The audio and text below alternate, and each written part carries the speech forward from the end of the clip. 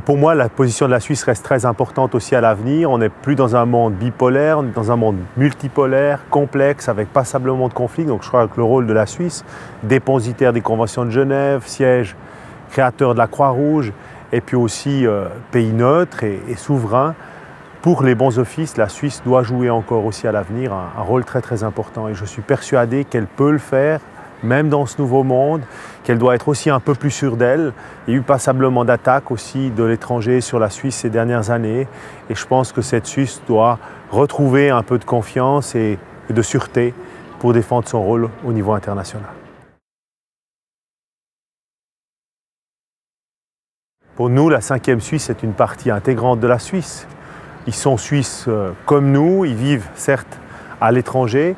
Et notre rôle, ça doit être de maintenir ce lien entre la 5e Suisse et ceux qui sont restés au pays.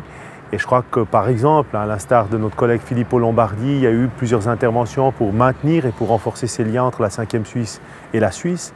Il y a un enjeu très important, c'est d'accélérer la possibilité de voter de manière électronique. On fait aujourd'hui ces paiements, on envoie un email, on maintient les liens par Skype au travers de la planète. On peut aussi faire le vote électronique beaucoup plus facilement et plus rapidement. Mon frère revient avec sa famille de plus de 3 ans à Bogota, en Colombie, et je vous jure que de voter comme Suisse de l'étranger, ce n'est pas évident. Donc je pense que là, il y a un vrai progrès à faire.